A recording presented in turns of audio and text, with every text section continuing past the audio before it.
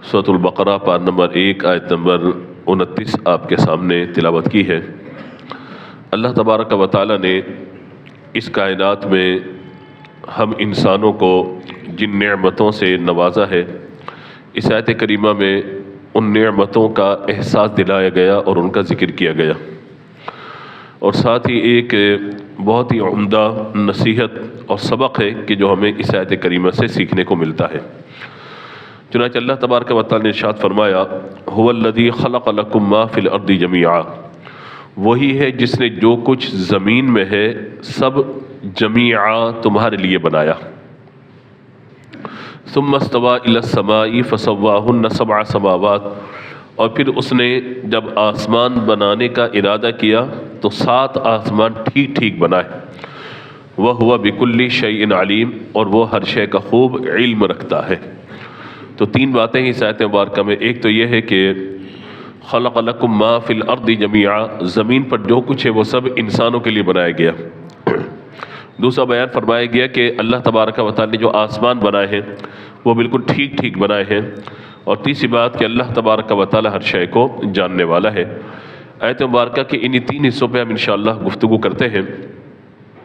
پہلی بات تو یہ ہم سمجھ لیں کہ یہ بیان فرمایا جا رہا ہے کہ لوگوں، قرآن پاک کی آیات کو صرف پڑھ کے نہ گزر جاؤ بلکہ ان میں غور و فکر کرو کہ قرآن تم سے کیا تقاضا کرتا ہے، اور قرآن اپنے معنی بیان کرنے کے بعد تم سے کن چیزوں کا طالب ہے۔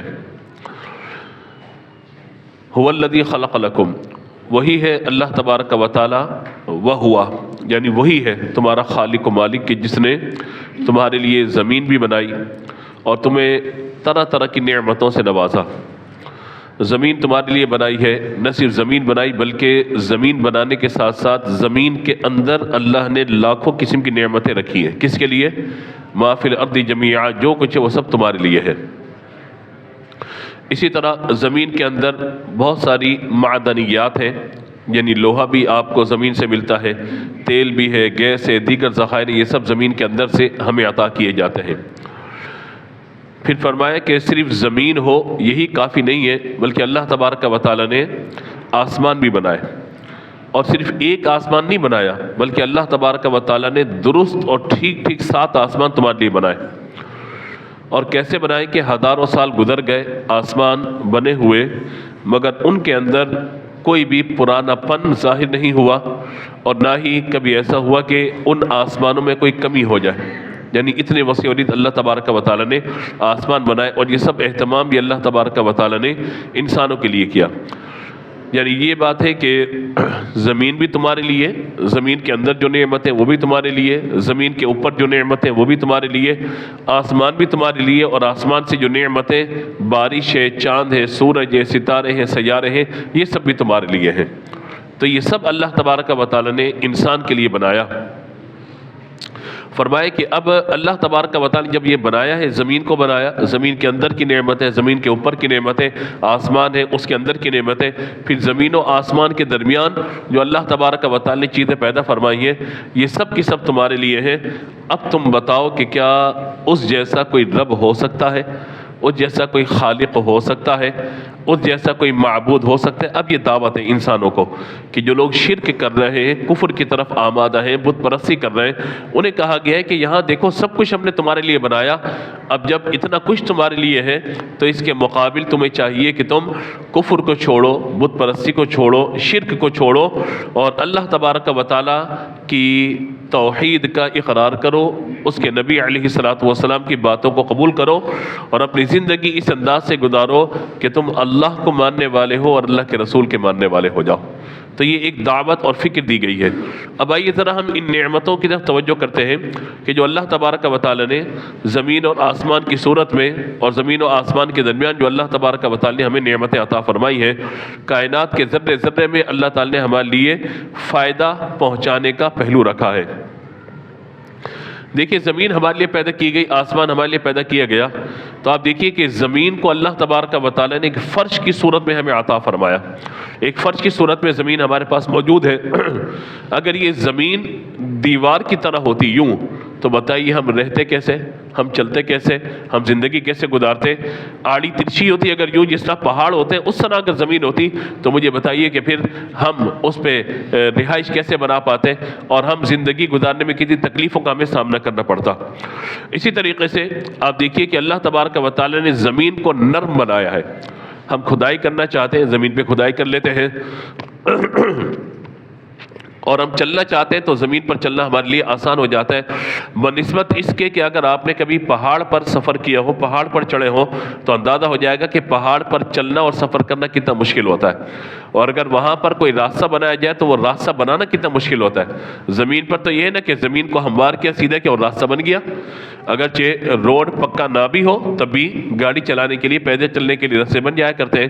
تو اگر یہ یوں ہوتی زمین تو آپ بتائیں کہ ہم کیسے چڑھ پاتے اس پر، اور پھر ظاہر ہے کہ ہمیں سیڑھیاں بنانی پڑتی، اسٹیپ بنانے پڑتے اوپر چڑھنے کے لیے، ظاہر ہے کہ وہ بھی کوئی آسان کام نہیں ہوتا۔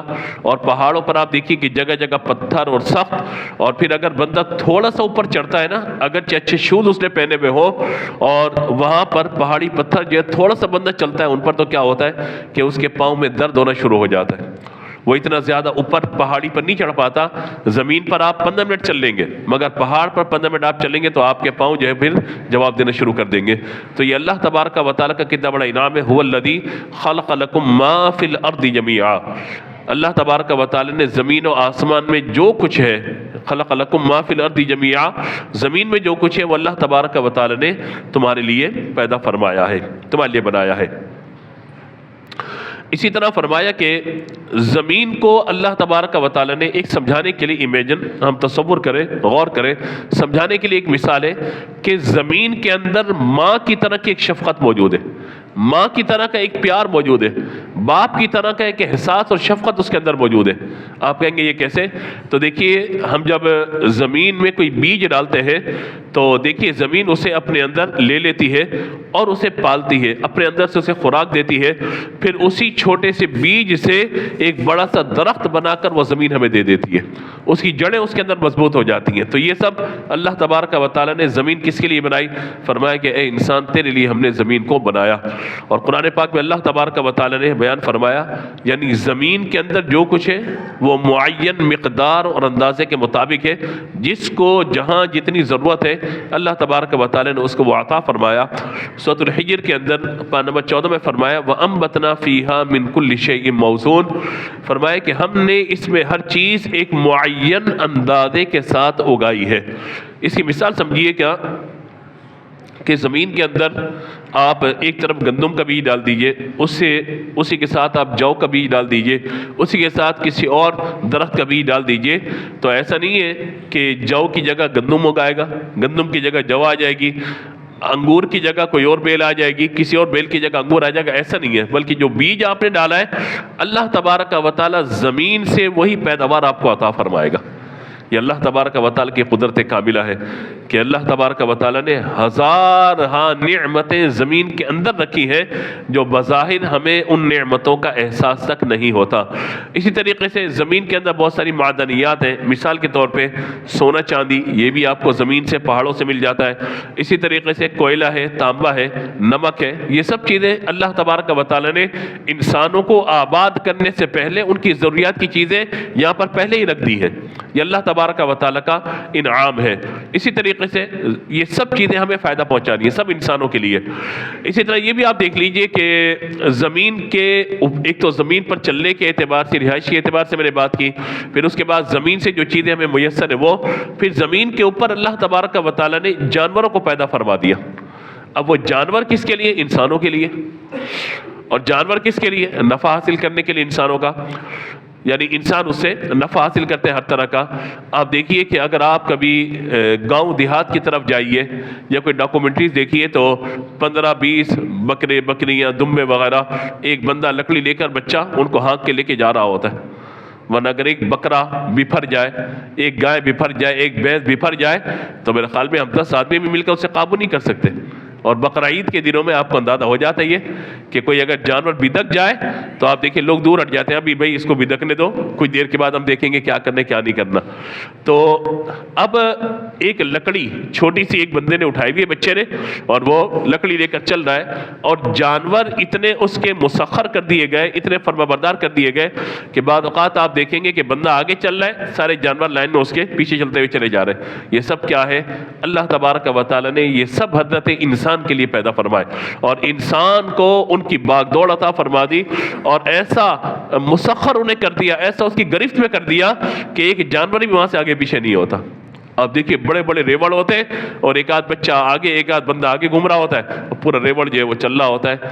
یہ سب اللہ تبارک و تعالیٰ کی قدرت ہے کہ اللہ تبارک و تعالیٰ نے انسان کے لیے ان چیزوں کو بنایا کہ جس سے ہم گائے سے دودھ بھی حاصل کر رہے ہوتے ہیں، اور اسی طریقے سے ان جانوروں سے ہم اون بھی حاصل کر رہے ہوتے ہیں، ان کی کھال سے نفع بھی اٹھا رہے ہوتے ہیں، ان کے گوشت اور ہڈیوں سے فائدے بھی اٹھا رہے ہوتے ہیں۔ تو یہ سب کا سب کیا ہے؟ اللہ تبارک و تعالیٰ کی طرف سے هو الذی خلق لکم ما فی الارض جمیعا، وہی ہے جس نے زمین میں جو کچھ ہے وہ سب تمہارے لیے پیدا کیا ہے۔ یہ وہ سوچ و فکر ہے جو ہمیں آج حاصل کرنی ہے کہ زمین میں جو کچھ ہے وہ سب اللہ تبارک و تعالیٰ نے ہمارے لیے پیدا فرمایا ہے۔ اسی طریقے سے ہم اور تھوڑا سا دیکھ لیں آگے، اللہ تبارک و تعالیٰ نے جب جانوروں کا ذکر فرمایا نا قرآن پاک میں، سورۃ النحل میں اللہ تبارک و تعالیٰ نے 14 پارے میں ارشاد فرمایا وَالْأَنْعَامَ خَلَقَهَا لَكُمْ فِيهَا دِفْءٌ وَمَنَافِعُ وَمِنْهَا تَأْكُلُونَ وَلَكُمْ فِيهَا جَمَالٌ حِينَ تُرِيحُونَ وَحِينَ تَسْرَحُونَ وَتَحْمِلُ أَثْقَالَكُمْ إِلَى بَلَدٍ لَمْ تَكُونُوا بَالِغِيهِ إِلَّا بِشِقِّ الْأَنفُسِ إِنَّ رَبَّكُمْ لَرَءُوفٌ رَحِيمٌ وَالْخَيْلَ وَالْبِغَالَ وَالْحَمِيرَ لِتَرْكَبُوهَا وَزِينَةً وَيَخْلُقُ مَا لَا تَعْلَمُونَ۔ فرمایا کہ یہ جو انسان ہے چوپائے ہیں، اسے جانور پیدا کیے، اور کیوں پیدا فرمائے؟ ہر چیز کی حکمت ہے نا۔ اللہ تبارک و تعالیٰ کسی بھی شے کو بغیر حکمت کے پیدا نہیں فرماتا۔ فعل الحکیم لا یخلو عن الحکمت، اللہ تبارک و تعالیٰ حکیم ہے، اور ہر شے میں اس کی کوئی نہ کوئی حکمت، ہر تخلیق میں کوئی نہ کوئی حکمت اس کی موجود ہے۔ وہ حکمت مجھے اور آپ کو سمجھ آئے یا بولیے نہ آئے، لیکن حکمت ہر شے کے اندر موجود ہے۔ اب جانور کیوں پیدا کیے گئے؟ اللہ تعالیٰ نے فرمایا کہ اسے جانوروں کو پیدا کیا۔ کیوں پیدا کیا؟ اس لیے کہ اس میں تمہارے لیے گرم لباس اور بہت سے فائدے موجود ہیں۔ جانوروں میں گرم لباس کہاں سے آ گیا؟ ظاہر ہے کہ جو جیکٹ وغیرہ چمڑے کی بنتی ہے اور چمڑے کی چیزیں ہم استعمال کرتے ہیں، وہ چمڑا کہاں سے حاصل کیا ہوا ہوتا ہے؟ جانوروں سے حاصل کیا ہوا ہوتا ہے۔ اس نے فرمایا وَلَكُمْ فِيهَا جَمَالٌ حِينَ تُرِيحُونَ وَحِينَ تَسْرَحُونَ، فرمایا کہ یہ جو جانور ہیں ان میں سے بہت سے فائدے ہیں۔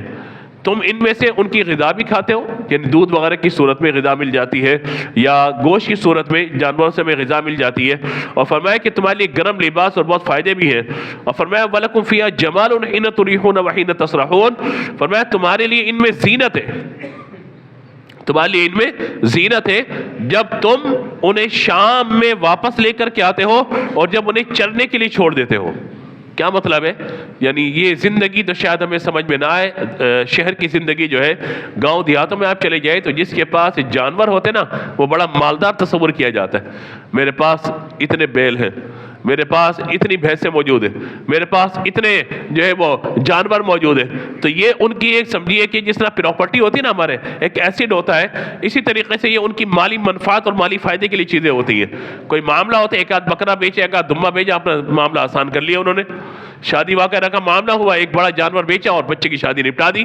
تو یہ ان کے یہاں یہ ایک ایسڈ کی صورت میں، جیسے ہمارے یہاں ہم مکان بنا لیتے ہیں، ہم گاڑیاں بنا لیتے ہیں، ہم سونا چاندی جمع کر کے رکھ لیتے ہیں، اور آج کل تو ڈالر جمع کر کے رکھ لیتے ہیں، اور بھی جو کچھ جمع کر کے رکھا جا رہا ہوتا ہے، یہ ان کے یہاں ایک یعنی اگر گاؤں دیہات میں کسی کے گھر کے اندر جانور موجود نہیں ہے تو بڑا غریب اور مسکین تصور کیا جاتا ہے۔ اور جس کے گھر میں جانور ہو، ہمارے گھر میں تو بھئی ہمارا تو دودھ اور گھی ہمارے اپنے گھر کا ہے، یہ بہت بڑا معاملہ ہے، دودھ اور دیسی گھی اپنے گھر کا ہونا۔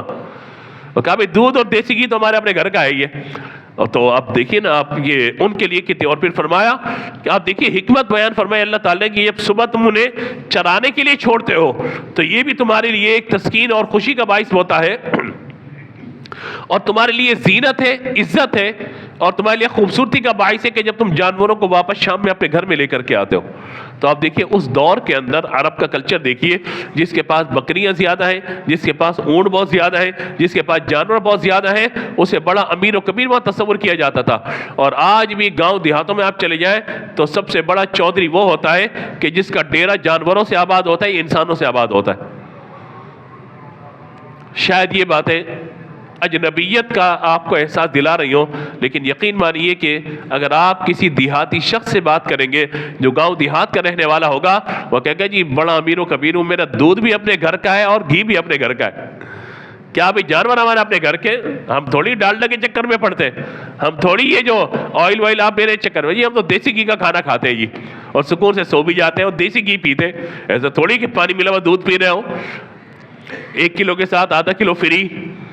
لوگ سمجھے کہ جناب بڑا سستا دودھ مل رہا ہے, تو جتنا فری مل رہا ہے نا اتنا فری پانی موجود ہوتا ہے اس کے اندر. اور یہ میں خود نہیں کہہ رہا, دودھ والے نے مجھے بتائی یہ بات, مجھے دودھ والے نے بات بتائی کہ حضرت آپ یہ والا دودھ مت لیں. میں نے کہا کیوں بھائی, سب کو سستا ہمیں مہنگا. کہ حضرت برا نہ مانیے گا, واللہ العظیم میں ممبر پہ بیٹھ کے بات کر رہا ہوں میں آپ سے, کہ جو ہم 150, 180, 160 بیچ رہے ہیں نا, یہ حضرت آپ کے لیے نہیں, آپ کے لیے الگ سے وہ جو 200 روپے والا ریٹ ہے وہ آپ کو دے رہا ہوں دودھ. میں نے کہا کیا فرق ہے بھائی؟ کہا آپ کو اکیلے میں بتا رہا ہوں کہ یہ جو ہم دے رہے ہیں نا, جتنا کم کرنا ہے اتنا پانی اس کے اندر موجود ہے, اتنی ملاوٹ ہم نے کی ہوئی ہے. تو میں نے کہا کیا لوگ لے رہے ہیں؟ کہ ہمارا 150 کا ملا. ہم نے کہا 150 کا ہم سے لے لو بھائی. 1 کلو کے ساتھ آدھا کلو فری کا ہم سے لے لو بھائی. تو جتنا فری ہے وہ کیا ہے بولیے؟ پانی ہے اس کے اندر. ہم خوش ہو رہے تھے, لو بھائی سردی کا موسم آ گیا, 1 کلو کے ساتھ آدھا کلو فری ملنا شروع ہو گیا یا ریٹ کم ہونا شروع ہو گیا. ایسا نہیں ہوتا, کوئی بھی اپنا نقصان نہیں کرتا, الا یہ کہ کوئی خدا نہ خواستہ کوئی ایسے معاملات آ جائیں. تو وہ ایک جیسے کووڈ کے دوران ہوا تھا کہ لوگ جو ہے وہ ہوٹل بند تھے, دیگر چیزیں بند تھی, سب کچھ بند ہو چکا تھا, تو پھر دودھ سستا کر کے بیچا جا رہا تھا. خیر اس وقت بھی جو معاملہ تھا وہ چھوڑیں اس کو, لیکن ان حالات کے اندر اگر کوئی آپ کو سستی چیز دے رہا ہے اور ایک طرف آپ کو مہنگی چیز نظر آ رہی ہے, تو جب مہنگی چیز کے اندر کوئی نہ کوئی ملاوٹ موجود ہے تو سستے کے اندر کیا ہوگا؟ اسی لیے بعض اوقات وہ کریم نکال کر کے دودھ بیچ رہے ہوتے ہیں, جو اصل اس کا ملائی ہے, مکھن ہے اور اصل ہے وہ سب نکل جاتا ہے, بس پانی پانی نظر آ رہا ہوتا ہے. تو یہ بہرحال اب میں دودھ والا تو ہو نہیں کہ آپ کو سارے فضائل دودھ کے بتانا شروع کر دوں, لیکن ایک سمجھانے کے لیے میں نے بات آپ کو عرض کی ہے کہ جو 1 کلو کے ساتھ آدھا کلو فری چل رہا ہے نا, تو جو فری آ رہا ہے وہ کیا ہے؟ پانی آ رہا ہے, یہ سمجھیے گا. اور میں تو خوش طبی کے لیے ایک بات آپ کو عرض کروں, موضوع پر آ جاتا ہوں دوبارہ, کہ دیکھیے میں سمجھانے کے لیے بات کرتا ہوں کہ ہمارے دین کے معاملات میں, اعمال کے معاملات میں ملاوٹ کتنی ہو گئی ہے. اس ملاوٹ کو سامنے رکھتے ہوئے میں آپ کو مثال پیش کر رہا ہوں. مثال کے طور پر ایک شخص ہے, وہ اس کا بڑا جو ہے باڑا ہے, اس نے جو ہے وہ دودھ وغیرہ نکالنے کے بعد جو کیا ہوتے ہیں وہ جو کین وغیرہ اٹھاتے ہیں وہ, اس کے تھوڑا سا پانی ملا دیا, دودھ ملا دیا, چلو بھائی. اب دکان پر آیا, دکاندار نے بھی تھوڑا سا دودھ اور تھوڑا سا پانی ملا دیا. جب گھر پر آیا تو گھر کی خواتین ہماری کیا کرتی ہیں, دودھ نکالا برتن کے اندر اور پھر اوپر سے پانی ملا دیا تھوڑا سا. یہ ہو رہا ہوتا ہے نا. تو مجھے لگتا نہیں ہے کہ ہم پانی میں دودھ ملا رہے ہیں کہ دودھ میں پانی ملا رہے ہیں, یعنی مکس اپ ہو گیا سارا معاملہ. یہی معاملہ ہمارے اعمال کا بھی ہو گیا اور ہمارے عقائد کا بھی ہو گیا کہ چیزیں اتنی مکس اور اتنی گڑبڑ ہو چکی ہیں کہ ہم بعض اوقات چیزوں کو سمجھ نہیں پا رہے ہوتے کہ حق کیا ہے, سچ کیا ہے. اور آج کل تو AI آرٹیفیشل انٹیلیجنس جب سے آ گئی ہے تو آپ کسی کی بھی آواز کو ریکارڈ کر کے جملے آگے پیچھے کر کے اس کو آپ جو ہے وہ سارا کا سارا کر دیجئے. چیٹ GPT آ گیا, پتہ نہیں کیا کیا چیزیں آ گئی ہیں, اور AI نے تو آ کر سمجھیے کہ نظام کا بیڑا غرق کر کے رکھ دیا ہے. جہاں اس کے فائدے اٹھانے چاہیے, ہم لوگ من حیث القوم دیکھتے ہیں کہ کہاں ہم چیٹ کر سکتے ہیں, کہاں فراڈ کر سکتے ہیں, کہاں اپنا مطلب نکال سکتے ہیں, تو 2 نمبریاں اس کے اندر ہم نے ڈالنا شروع کر دی. حالانکہ اچھی چیز ہے, سائنس کی ایجادات ہے, تو ان چیزوں سے فائدہ اٹھانا چاہیے. تو بہرحال یہاں پہ بیان فرمایا گیا کہ جب ان جانوروں کو تم صبح چرنے کے لیے چھوڑتے اور واپس لے کر کے آتے ہو تو تمہارے لیے یہ زینت اور خوبصورتی کا باعث ہے.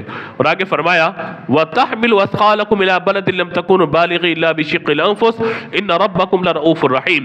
فرمایا کہ وہ جانور تمہارا بوجھ اٹھا کر تمہیں شہر تک لے جاتے ہیں, اگر تم لے کر جانا چاہو تو اپنی جان کو مشقت میں ڈالے بغیر شہر تک اپنے سامان کو نہیں پہنچا سکو گے. پہلے کے دور میں آپ جائیے تو اونٹوں پہ سفر, اور بڑی بڑی بیل گاڑیاں اور جو ہے وہ گھوڑا گاڑیاں بڑی بڑی چل رہی ہوتی تھی. آج سے کوئی 20 سال 25 سال پہلے چلے جائے تو آپ کو اندرون شہر کے اندر بھی بیرون شہر کے اندر بھی گاؤں دیہاتوں میں سب چیزیں نظر آ رہی ہوں گی. اور آج بھی یہ ہوتا ہے کہ گاؤں دیہاتوں کے اندر جہاں ابھی تک سہولیات بہت زیادہ نہیں پہنچی ہیں وہاں پر آج بھی جانوروں پہ سامان لاد کر شہر کی طرف بھیجا جا رہا ہوتا ہے. تو فرمایا کہ یہ سامان اگر تم اپنی پیٹھ پر اٹھا کے جاؤ گے تو فرمایا کہ سوائے نقصان کے اور تکلیف کو حاصل نہیں کر سکو گے. والخیل والبغال والحمیر لترکبوها وزینہ ویخلق ما لا تعلمون. اور فرمایا کہ گھوڑے خچر یہ سب اس لیے ہے تاکہ تم ان پر سوار ہو جاؤ اور یہ سب چیزیں تمہارے لیے زینت ہے. اور ابھی ایسی اور چیزیں جنہیں اللہ تبارک و تعالیٰ پیدا فرمائے گا تمہارے لیے لیکن تم ان باتوں کو نہیں جانتے. تو هو الذی خلق لکم ما فی الارض جمیعا. زمین کے اوپر جو کچھ ہے زمین کے اندر جو کچھ ہے اللہ تبارک و تعالیٰ نے سب کا سب کس کے لیے پیدا فرمایا؟ انسان کے لیے پیدا فرمایا. اور فرمایا کہ جب اس نے پہاڑوں کو پیدا فرمایا تو کیفیت یہ ہے کہ ترمذی کی حدیث مبارکہ ہے کہ جب اللہ تبارک و تعالی نے زمین کو پیدا فرمایا تو زمین لرز رہی تھی. اللہ تبارک و تعالی نے پہاڑوں کو میخیں بنا کر اس میں گاڑ دیا اور اس وجہ سے زمین جو ہے وہ ساکن ہو گئی. اور ہم نے اس بات کو بھی سمجھنا ہے کہ پہاڑ بھی اللہ تبارک و تعالی کی طرف سے ہمارے لیے بہت زیادہ نعمتوں کا باعث ہے کہ پہاڑ اگر نہ ہو تو خوبصورتی کا احساس ہمیں تک نہ ہو. بعض اوقات پہاڑوں کی خوبصورتی بھی بتا رہی ہوتی ہے, صحرا کی خوبصورتی ہمیں بتا رہی ہوتی ہے, سرسبز و شاداب لہلہاتے کھیت بھی ہمیں بہت ساری چیزیں بتا رہے ہوتے ہیں. تو یہ سب کی سب اللہ تبارک و تعالی کی طرف سے نعمتیں ہیں. اور پھر جنگلات زمین کے اوپر هو الذی خلق لکم ما فی الارض جمیعا. فرمایا کہ یہ سب کا سب کس کے لیے؟ اللہ تعالی نے تمہارے لیے پیدا فرمایا. جنگلات اللہ تبارک و تعالی نے اگائے, ہم نے نہیں بنائے جنگلات. یہ اللہ تبارک و تعالی طرح طرح کی لکڑیاں, طرح طرح کے درخت اور طرح طرح کے جو ہے وہاں پر جو آکسیجن ملنے والی چیزیں ہیں انسانوں کو اللہ تبارک و تعالی وہ پیدا فرما دی. اور آج آپ دیکھیے کہ درختوں سے ہمیں کتنے کام پڑ جاتے ہیں. سایہ دیکھ لیجئے, لکڑی جلانے کے کام آتی ہے. اسی طریقے سے پیپر, کاغذ جو آج کل ہمیں بڑی مشکل سے مل رہا ہے کہ اگر آپ اسکول والوں سے پوچھیں یا زیادہ پرنٹ وغیرہ جہاں پر ہوتے ہوں تو ان سے پوچھیں کہ کاغذ کتنا مہنگا ہوتا چلا جا رہا ہے, یہ مٹیریل کتنا مہنگا ہوتا چلا جا رہا ہے. تعلیم و تعلم کا انحصار جس چیز پر ہے وہ کاغذ بھی ہمیں درختوں سے ہی ملتا ہے. تو یہ سب کی سب چیزیں. اسی طریقے سے دوائیاں, جڑی بوٹیاں, اگر دیسی دوائیوں کی طرف آپ جائیں آپ کو شہروں سے نہیں ملیں گی بلکہ جنگلات سے ملیں گی وہ ایسی جڑی بوٹیاں جو مختلف درختوں سے ملتی ہے. تو گویا کہ آپ یہ دیکھیے کہ موسمیاتی تبدیلیاں جو آ رہی ہیں ان کے اندر جو ویدر ہمارا چینج ہو رہا ہے اس کی سب سے بڑی وجہ یہی ہے اس کلائمیٹ چینج کی کہ ہم نے درختوں کو ہٹا کر, درختوں کو ہٹا دیا, ہم نے درختوں کو کاٹ دیا, وہاں پر پلازے بنا دیے, ہم نے وہاں پر بلڈنگیں بنا دی, وہاں پر پلاٹ جو ہے لوگوں کو دے دیے گئے. تو اب جب جنگلات ختم ہوتے چلے جا رہے ہیں دنیا بھر سے, جب درخت ختم ہو رہے ہیں تو آپ دیکھیے سردی, گرمی, درجہ حرارت یہ سب چیزیں جو ہے وہ چینج ہوتی چلی جا رہی ہیں. ورنہ دسمبر کی ان تاریخوں کے اندر ہم اس طریقے سے بیٹھے ہوئے ہوتے نارمل نہیں, بڑا مشکل ہو جاتا تھا. لیکن یہ سب کا سب کیا ہے؟ موسمیاتی تبدیلیوں کے اثر ہے. بس میں آخری بات عرض کرتا ہوں کہ حضرت انسان کے لیے اللہ نے سب چیزوں کو بنایا اور فرمایا انسان زمین بھی تیرے لیے, زمین پر رہنا بھی تیرے لیے, زمین کے اوپر اور اندر کی نعمتیں بھی تیرے لیے, آسمان بھی تیرے لیے بنایا, آسمان سے بارش بھی تیرے لیے, ستارے سیارے یہ سب روشنی کی چیزیں سب تیرے لیے, اور زمین بھی تیرے لیے مسخر کر دیا, آسمانوں کو مسخر کر دیا, سب کچھ تیرے لیے ہے. مگر اے بندے میں نے سب تیرے لیے بنایا ہے اور تجھے اپنے لیے بنایا ہے. یہ ہے وہ فلسفہ جو قرآن بتا رہا ہے ہمیں. سورہ بقرہ آیت نمبر 29 کہ سب کچھ انسان کے لیے, ہر طرح کی نعمت تمہارے لیے, مگر اے بندے تو کس کے لیے ہے؟ میرے لیے ہے. ان سب چیزوں کو برت, ان چیزوں کو استعمال کر, مگر یاد رکھ ان چیزوں کو اپنے دل میں جگہ مت دینا. دل تو میری محبت کا مسکن, میری محبت کا گھر ہونا چاہیے. امام شافعی رحمۃ اللہ تعالی علیہ ایک جگہ تشریف فرما تھے, شہتوت کا درخت قریب موجود تھا. کچھ لوگ جو اللہ کے وجود کے انکار کرنے والے تھے آپ کے پاس پہنچے اور کہا کہ اللہ تبارک و تعالی کے وجود پہ کوئی دلیل دیجئے, یعنی اللہ تبارک و تعالی کے وجود یعنی خالق کائنات موجود ہے, اس پہ کوئی دلیل دیجئے. فرمایا کہ دیکھو یہ شہتوت کا درخت ہے, اس کا پتا اگر ہرن کھا لے اللہ تبارک و تعالی اس کے نافے میں مشک کو پیدا فرما دیتا ہے پتا, مگر ہرن کھائے تو اس کے نافے میں مشک پیدا ہو جاتا ہے. اور اس پتے کو اگر بکری کھا لے تو اللہ تعالیٰ اس میں دودھ کو پیدا فرما دیتا ہے. اور اس پتے کو اگر ریشم کا کیڑا کھا لے تو اللہ تبارک و تعالیٰ اس میں ریشم کو پیدا فرما دیتا ہے. اب پتا ایک ہے, کھانے والے الگ، ان کی کیفیات الگ ہے۔ فرمایا کہ کون ہے مجھے بتاؤ کہ جو ایک ہی پتے کو اتنی شکلیں عطا فرماتا ہے، حالانکہ ایک ہی مٹیریل ہے، کھانے والے جانور بدل رہے ہیں، تیار ہونے والی چیزیں بدلتی چلی جا رہی ہیں۔ فرمایا کہ جو شخص ملحدین ہے، اللہ کے وجود کا انکار کرنے والے، فلسفی ہے، اپنی عقل سے خدا کے وجود کو دیکھنے والے ہیں اور غور کرنے والے ہیں۔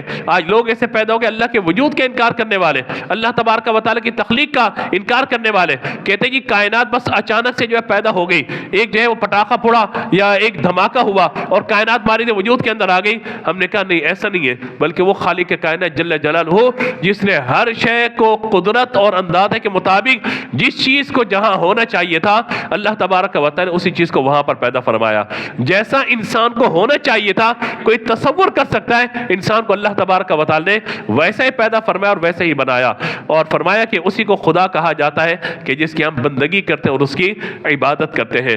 تو اب ہم اس بات کو سمجھ لیں کہ سب چیزیں ہمارے لیے، اور ہمیں کس کے لیے پیدا کیا گیا؟ اللہ تبارک و تعالیٰ نے اپنی محبت اور اپنی عبادت کے لیے پیدا کیا گیا۔ وما خلقت الجن والانس الا لیعبدون، کہ ہم نے انسان و جن کو پیدا نہیں کیا مگر اپنی عبادت کے لیے۔ علامہ اقبال کے اس شعر پر میں گفتگو کو مکمل کروں، فرماتے ہیں نہ تو زمین کے لیے ہے نہ آسمان کے لیے۔ آیت یاد آ گئی آپ کو؟ هو الذی خلق لکم ما فی الارض جمیعا ثم استوى الی السماء فسواہن سبع سماوات، اسے ساتوں آسمان ٹھیک ٹھیک بنا دیے۔ آسمان کی نعمتیں بھی تمہارے لیے، زمین کی نعمت ہے اور زمین بھی تمہارے لیے، لیکن تو کس کے لیے؟ اپنے رب کے لیے۔ اس کو پورے کو آپ اس شعر میں سمجھیے، فرماتے ہیں نہ تو زمین کے لیے ہے نہ آسمان کے لیے، جہاں ہے تیرے لیے تو نہیں جہاں کے لیے۔ مقام پرورش آہو نالا ہے یہ چمن، نہ سیر گل کے لیے ہے نہ آشیاں کے لیے ہے۔ تو سمجھ میں آگے بات؟ اللہ تبارک و تعالی نے حضرت انسان کو جو تخلیق فرمائی، حضرت انسان کی جو نعمتیں اسے عطا فرمائی، وہ سب دنیا کی نعمتیں برتنے کے لیے ہیں، استعمال کرنے کے لیے ہیں، انہیں دل میں جگہ نہیں دینی۔ دل کو اللہ تبارک و تعالیٰ کی جلووں کا مسکن بنا رہا ہے۔ اور وَذَكَرَ رَسْمَ رَبِّهِ فَصَلَّى، فرمایا کہ جس نے اپنے دل کو صاف کر لیا وہ اللہ تبارک و تعالیٰ کی بارگاہ میں کامیاب ہو گیا۔ تو لہذا اپنے دل پر محنت کرنی ہے، اللہ کے ذکر کی ضرب دل پہ لگانی ہے، عبادت کرنی ہے تو اپنے رب کو راضی کرنے کے لیے۔